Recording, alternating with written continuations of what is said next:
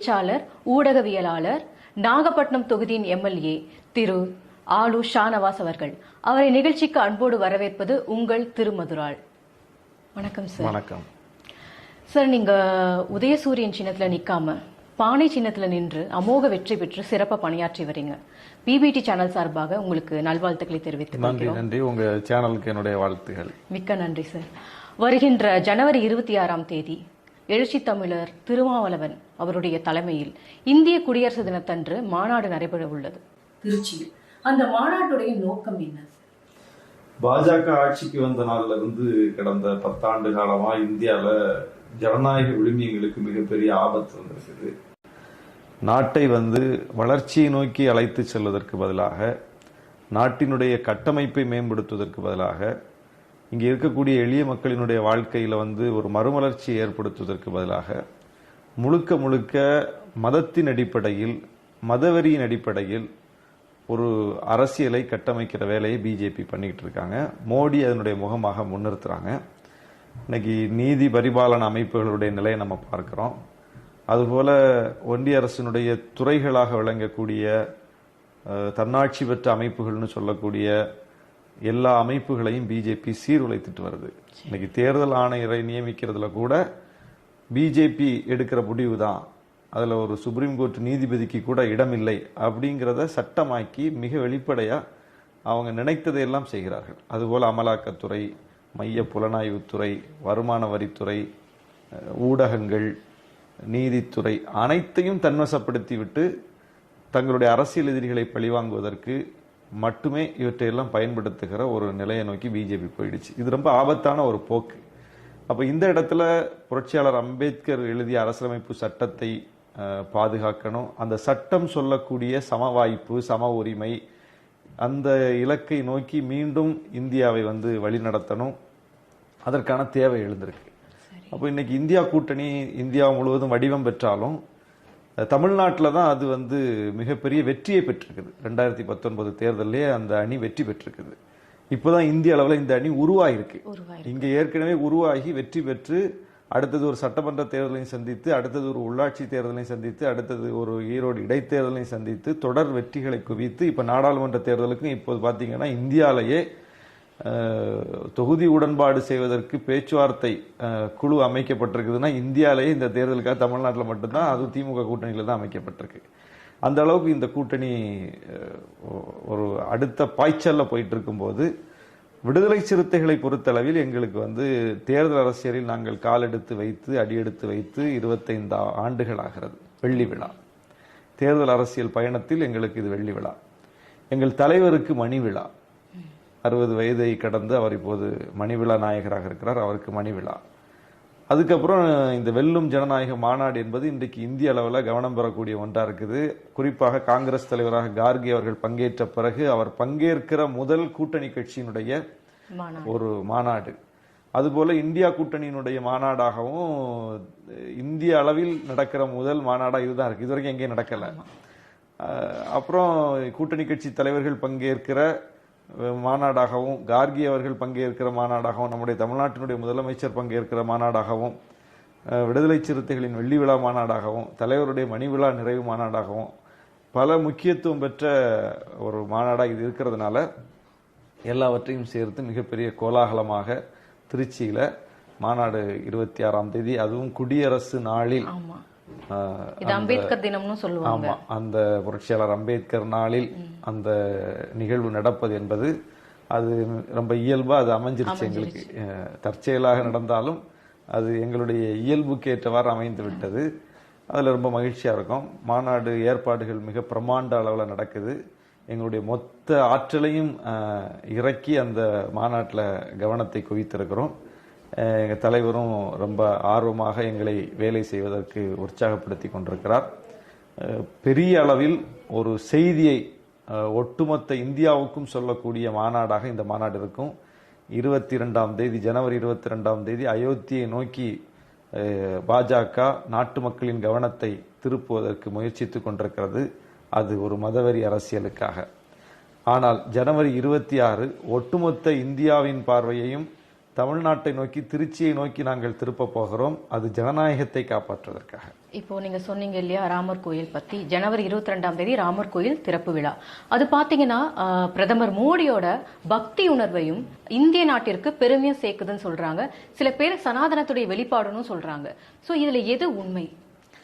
இல்ல, உண்மையிலே பக்தியின் வெளிப்பாடாக இருந்தா கட்டி முடிக்கப்படாத கோயிலுக்கு தேர்தலை முன்னிட்டு அவசரமாக குடமுழுக்கு பண்ண மாட்டாங்க.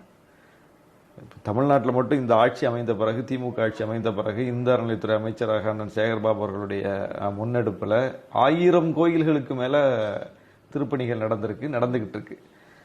400 ஆண்டுகளாக நடக்காத திருப்பணி திருவட்டார் ஆதிகேசவ பெருமாள் கோயில்ல 400 ஆண்டுகளாக நடக்கல, இந்த ஆட்சி வந்த பிறகு நடத்தியிருக்காங்க.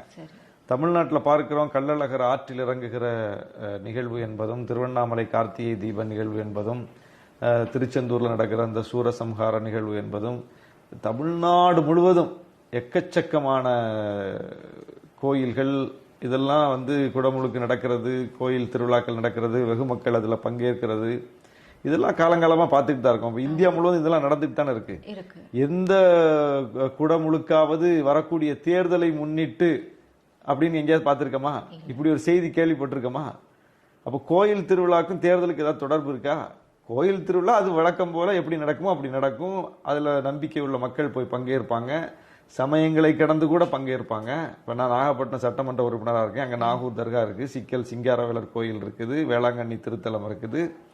இந்த 3 திருத்தலங்களுக்கும் எல்லா மக்களும் தான் வந்துட்டு போறாங்க.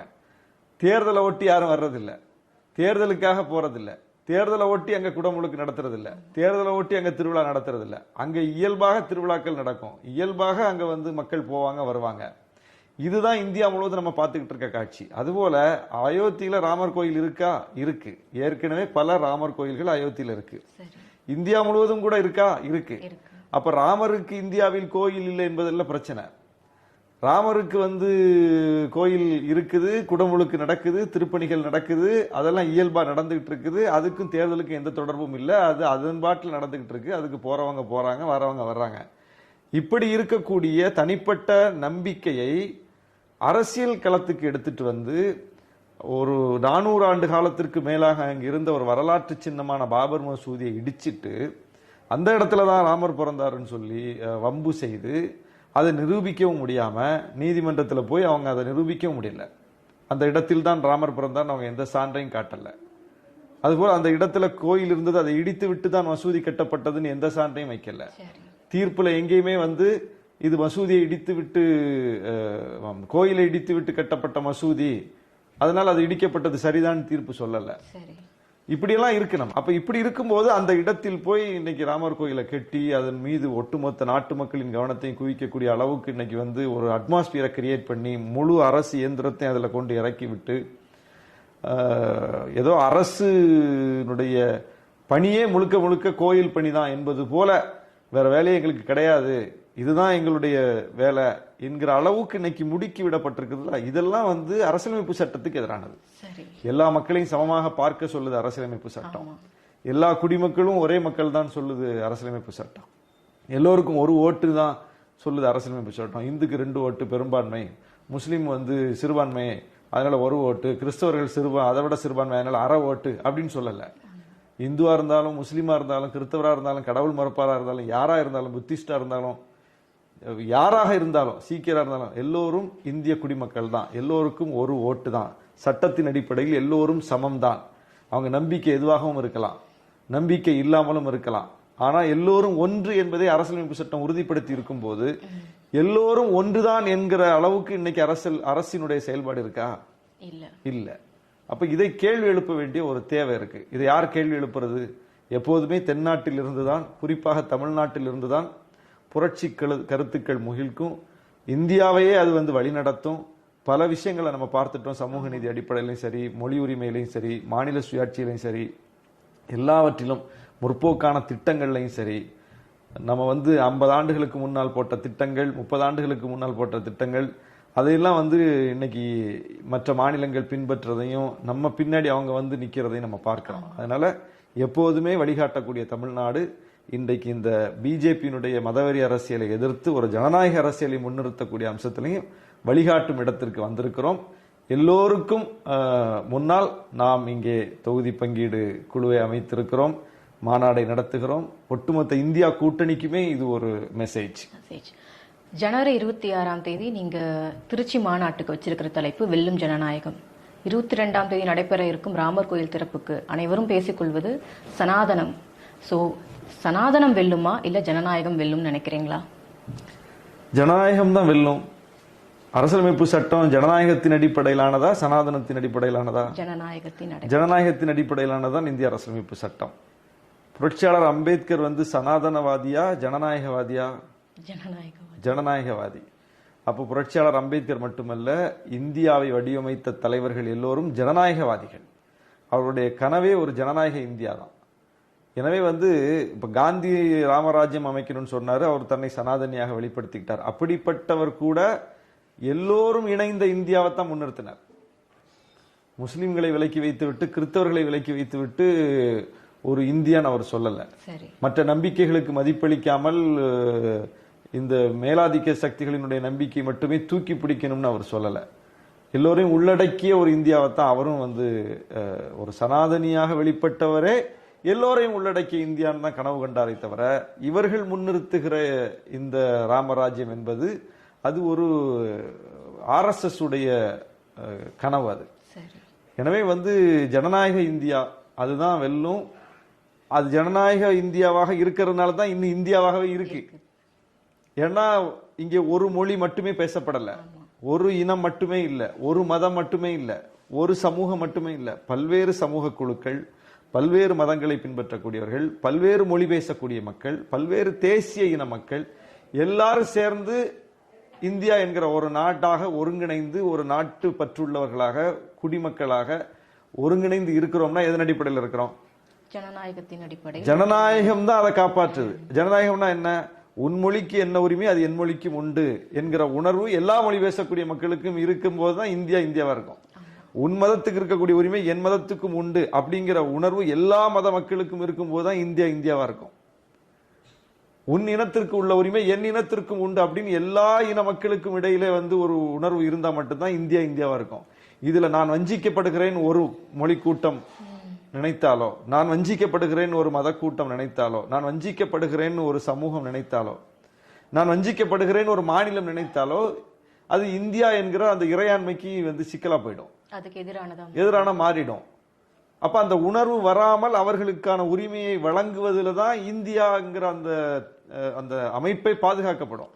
அப்ப இந்தியா என்கிற அமைப்பை பாதுகாப்பது இவர்கள் முன்னிறுத்துகிற சனாதனம் அதை பாதுகாக்காது. இவர்கள் முன்னிறுத்துகிற சனாதனம் மற்றவர்களை விலக்கி வைக்கும், மற்றவர்களை வஞ்சிக்கும், மற்றவர்களை வெளியே துரத்த பார்க்கும், மற்றவர்களை அந்நியனுக்கு வேற்றுமைப்படுத்தும். ஆனால் அரசியலமைப்பு சட்டம், புரட்சியாளர் எழுதிய அரசியலமைப்பு சட்டம் அது ஜனநாயகத்தை காப்பாற்றும். அது எல்லாரும் வாங்க, நம்ம எல்லாம் ஒண்ணு, நம்ம எல்லாரும் இந்தியர், நம்ம எல்லாரும் சமமான வாய்ப்பு இருக்கு, இங்க யாரும் விரக்தி அடையாதீங்க, யாரும் அவநம்பிக்கை அடையாதீங்க, உங்களுக்கு சட்டத்துல எல்லா உரிமை இருக்கு, அதை சட்டத்தின்படி நிலைநாட்டுவோம் என்று சொல்லி அது உள்ளிழுக்கும். அப்ப அந்த இன்க்ளூசிவ் பாலிடிக்ஸ் அதுதான் ரொம்ப முக்கியமானது. அப்ப அந்த இன்க்ளூசிவ் பாலிடிக்ஸ் தான் எப்போதுமே வெல்லும். அதனால வெல்லும் ஜனநாயகம். ஓகே. கடந்த சட்டமன்ற தேர்தலுக்கு முன்னாடி திருச்சி மாநாடு நடைபெற்றது. அப்பொழுது எதிர்க்கட்சி தலைவராக ஸ்டாலின் அவர்கள் பங்கேற்றார். அந்த மாநாடு முடிஞ்ச பிறகு 10 ஆண்டுகள் ஜெயலலிதா ஆட்சி முடிவு பெற்று முதல்வரும் ஆயிட்டாரு மு.க. ஸ்டாலின். இந்த தடவை அதே மாநாடு நடைபெற இருக்கிறது. இந்தியா கூட்டணி சார்பில் காங்கிரஸ் தலைவர் மல்லிகார்ஜுன கார்கே வருகை தரவிருக்கிறார். அதே மாதிரி 10 ஆண்டு பிஜேபி காலம் முடிவடைஞ்சு இந்தியா கூட்டணி காங்கிரஸ் தேர்தலில் வெற்றி பெறும் நினைக்கிறீங்களா? நீங்களே சொல்லிட்டீங்களே, உங்க கேள்வியிலே பதில் வந்துருச்ச. ஏற்கனவே 10 ஆண்டுகள் அதிமுக ஆட்சி, அதே திருச்சி விசிக நடத்திய மாநாடு, எதிர்க்கட்சி தலைவராக பங்கேற்ற தளபதி அவர்கள் அந்த மாநாட்டிற்கு பிறகு நடைபெற்ற தேர்தலில் மிகப்பெரிய வெற்றியை பெற்று முதலமைச்சராகவே ஆகிட்டாரு. 10 ஆண்டு கால மோடி ஆட்சி, 10 ஆண்டு கால அதிமுக ஆட்சியை விட மிக மோசமான மோடி ஆட்சி, மக்களை பற்றி கொஞ்சம் கூட கவலைப்படாத ஆட்சி, மக்களின் உணர்வுக்கு மதிப்பளிக்காத ஆட்சி, மக்களை மதத்தின் அடிப்படையில் பிளவுபடுத்துகிற ஆட்சி, ஒரு குறிப்பிட்ட வழிபாட்டுக்கு முக்கியத்துவம் கொடுத்து மற்ற மக்களை எதிரே நிறுத்துகிற ஆட்சி, இப்படிப்பட்ட கார்பரேட்டுகளுக்கான ஆட்சி, இப்படிப்பட்ட ஒரு ஆட்சியை மக்கள் பார்த்துக்கிட்டு இருக்காங்க. கொஞ்சம் கூட ஈவிரக்கம் இல்லாமல் இங்க ஜனநாயக விழுமியங்கள் அளிக்கப்படுவதை மக்கள் பார்த்துக்கிட்டு இருக்காங்க. அதனால இந்த மாநாட்டில் அதே திருச்சியில் அதே விசிக நடத்துகிற மாநாட்டில் இன்றைக்கு இந்திய அளவில் எதிர்க்கட்சி முகமாக இருக்கிற கார்கே அவர்கள் வருகிறார். காங்கிரஸ் கட்டாயம் இந்தியாவினுடைய ஆட்சியை பிடிக்கும். ஆட்சி கட்டில காங்கிரஸை சார்ந்த தலைவர்கள் போய் அலங்கரிப்பார்கள். நிச்சயமாக. அண்ட் கடந்த மாநாடு மிக பெரும் வெற்றி. ஸோ இந்த மாநாட்டில் மக்கள் உங்களுடைய கொள்கைக்கு முக்கியத்துவம் கொடுத்து பெரிதளவில் பங்கேற்பாங்க அப்படின்னு நினைக்கிறீங்களா? ஏற்கனவே திருச்சியில நாங்க நடத்தின மாநாடு பேரணி எல்லாம் மிகப்பெரிய வெற்றி.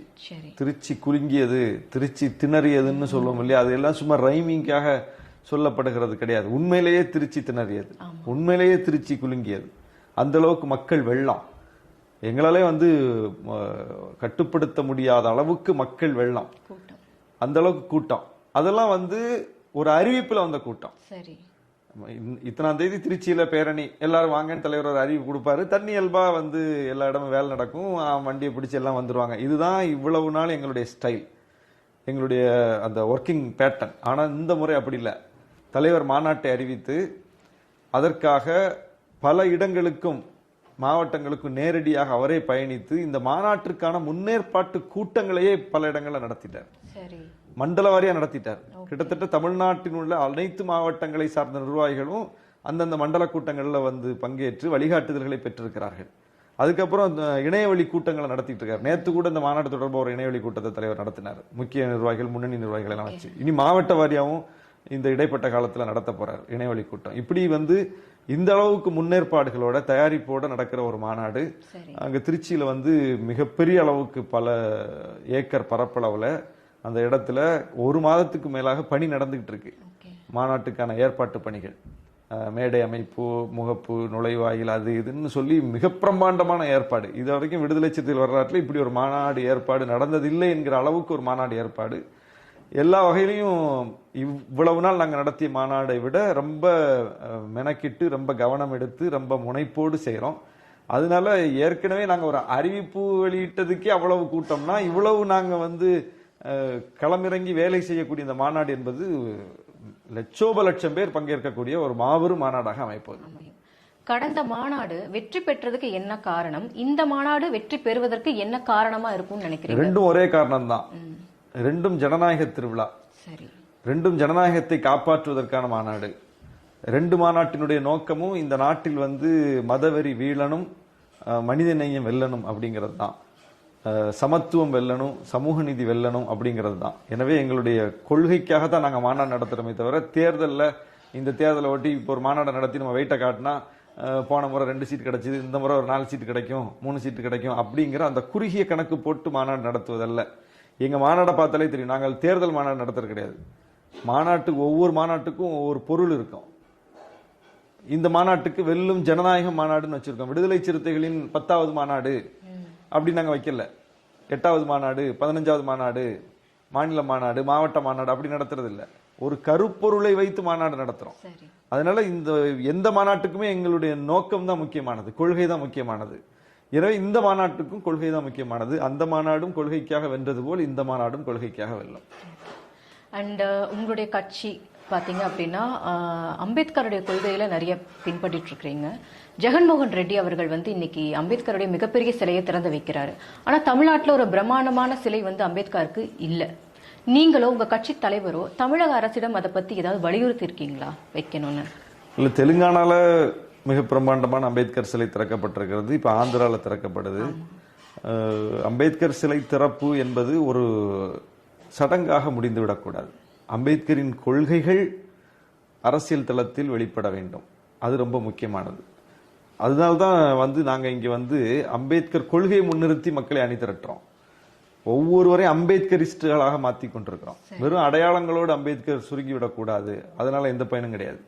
அதனால அம்பேத்கருக்கு எந்த சிறப்பும் கிடையாது. அம்பேத்கரை உண்மையாக மதிப்பது என்பது அவருடைய கொள்கைகளை கொண்டு போய் எந்த அளவுக்கு களத்துல வீச்சோடு சேர்க்கிறோம் என்பதுதான். அந்த கொள்கை எந்த அளவுக்கு களத்துல வெற்றி பெறுது என்பதுதான் அவருக்கு செலுத்துகிற அசல் மரியாதை. அந்த அடிப்படையில நாங்க அதிலே ரொம்ப முனைப்பா இருக்கோம்.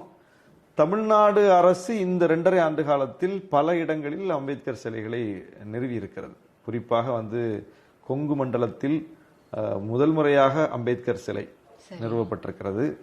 அதுபோல மதுரையில் புரட்சியாளர் அம்பேத்கர் சிலையை நம்முடைய முதலமைச்சர் அவர்களே வந்து எங்களுடைய தலைவர் முன்னிலையில் திறந்து வச்சாரு.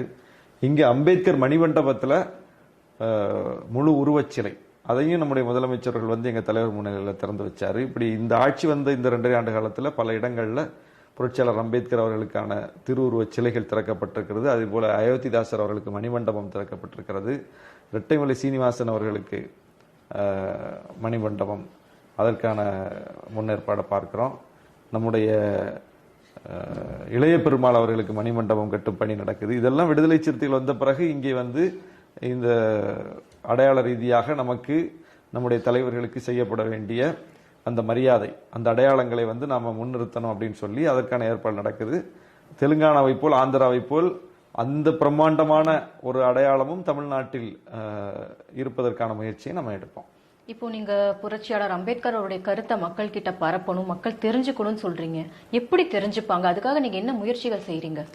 விடுதலை சிறுத்தைகள் கட்சியே அதுக்காக தானே இயங்குது. புரட்சியாளர் அம்பேத்கர், தந்தை பெரியார் போன்ற சமூக நீதி சமத்துவ தலைவர்களினுடைய கொள்கைகளை தானே 24/7 பேசிக்கிட்டே இருக்காங்க. ஆனா இந்த காலத்து இளைஞர்கள் வந்து புத்தகங்கள் படிக்கிறது இல்ல அதிகமா. அப்புறம் எப்படி அம்பேத்கருடைய கொள்கைகள் மக்கள் கிட்ட போய் சேரும்? அவங்களுக்கு தெரியும் அவர் என்னதான் சொல்லியிருக்காரு அப்படிங்கிற விஷயம். இல்ல, இன்னைக்கு அதற்கான ஒரு தேடல் இருக்கு. நம்ம முழுமையா இல்லைன்னு மறுத்தர முடியாது. இப்ப எங்க தலைவர் பேசக்கூடிய பேச்சு முழுக்க முழுக்க அம்பேத்கரிய கருத்துக்களை தாங்கி தான் அவர் பேசுறாரு. அதனுடைய வெளிப்பாட்டை தான் நாங்கள்லாம் அதுதான் பேசிக்கிட்டு இருக்கோம். இப்ப எங்க கட்சியில லட்ச இளைஞர்கள் வந்து இணைஞ்சிருக்காங்க, இப்பவும் இணைஞ்சுக்கிட்டு இருக்காங்க. அப்ப இதெல்லாம் எதனுடைய வெளிப்பாடு? அதை உள்வாங்கி தானே வர்றாங்க அவங்க. இப்போ உள்வாங்காம வரலன்னு சொல்ல முடியாதுல்ல. இன்னைக்கு முழுக்க முழுக்க அம்பேத்கரிய பெரியாரிய சிந்தனைகளின் அடிப்படையில் ஒரு அரசியல் கட்சி இயங்குறோம்ல. அப்ப எங்களுக்கு வந்து சேர்ந்திருக்கிற கூட்டம் என்பது அந்த கொள்கையை உள்வாங்கின கூட்டம் தானே. அதுபோல நிறைய கட்சிகள்லையும் நிறைய இயக்கங்கள்லையும் அந்த சிந்தனைகளை உள்வாங்கிய இளைஞர்கள் இருக்கிறாங்க. இன்னும் நம்ம வேகமா எடுத்துட்டு போகணும், அதுக்கான தேவை இருக்கு. ஓகே, என்னன்னா இது மாணவர்கள் வந்து சின்ன வயசுல இருந்தே படிச்சுட்டு வந்தாதான் அவங்களுக்கு தெரியும். இப்போ அம்பேத்கருடைய கருத்துக்களை, அவர் சொன்ன விஷயங்கள் வந்து எல்லாமே முற்போக்கு கருத்துக்கள், எல்லா மக்களுக்கும் தேவையான ஒன்று. அதை பாட புத்தகத்துல வைக்க சொல்லி நீங்க தமிழக அரசுக்கு ஏதாவது வலியுறுத்தல் செஞ்சிருக்கீங்களா? ஏற்கனவே இருக்கு, பாட புத்தகங்கள்ல இருக்கு. இன்னும் விரிவாக அம்பேத்கரை பற்றிய இன்றைய காலத்திற்கு ஏற்ப, ஏன்னா பிஜேபி இன்னைக்கு ஒரு அம்பேத்கரை முன்னிறுத்தது இல்லையா, அப்ப அதை கட்டுடைக்க வேண்டிய தேவை இருக்கு. அப்ப அதை உடைப்பது போல, அந்த முயற்சியை வந்து முறியடிப்பது போல இன்றைய காலத்திற்கு ஏற்ப அம்பேத்கருடைய கருத்துக்களை வந்து பள்ளி மாணவர்கள் மத்தியில, கல்லூரி மாணவர்கள் மத்தியில கொண்டு போய் சேர்க்க வேண்டிய தேவை இருக்கு. அதையும் நம்ம அரசிட்ட வந்து வலியுறுத்தி இருக்கீங்களா? ஏற்கனவே பேசிட்டு தான் இருக்கோம். சரிங்க. அண்ட் நீங்க பாத்தீங்கன்னா நாகப்பட்டினம் தொகுதியுடைய எம்எல்ஏ, விடுதலை சிறுத்தைகள் கட்சியின் சார்பா நின்று வெற்றி பெற்றிருக்கீங்க. ஆனா உங்க தொகுதியில சில மக்கள் அண்ட் சில பிஜேபி உங்களுக்கு எதிராக என்ன சொல்றாங்க அப்படின்னா, நீங்க திமுகவுடைய எம்எல்ஏவை வேலை செஞ்சுட்டு இருக்கீங்க அப்படிங்கிற மாதிரி சில கருத்துக்கள் வருது. அந்த மாதிரி கருத்துக்கள் உங்க காதுக்கு ஏதாவது வந்திருக்கா? அப்போ நீங்க என்ன நினைப்பீங்க? சில பேர் பேசிக்கிறாங்க. நீங்க என்ன, உங்களோட ஒப்பீனியன் என்ன அப்படிங்கிறது தான். அது நம்ம செயல்பாடு தான் அதுக்கு சான்று. ஓகே, அது அப்படிதான் சொல்லுவாங்க, தலைவரே அப்படிதான் சொல்றாங்க. அவர் வந்து கேட்டார்ல ஒரு செய்தியாளர், நீங்க திமுக காரர் மாதிரி பேசுறீங்கன்னு ஒருத்தர் கேட்டார்ல, அவரையே அப்படிதான் கேக்குறாங்க. இல்ல, மக்களுக்கு ஒரு தெளிவு கிடைக்கணும் அப்படிங்கிறதுக்காக. உங்களோட பயனுள்ள கருத்துக்களை பகிர்ந்ததுக்கு மிக்க மிக்க நன்றி.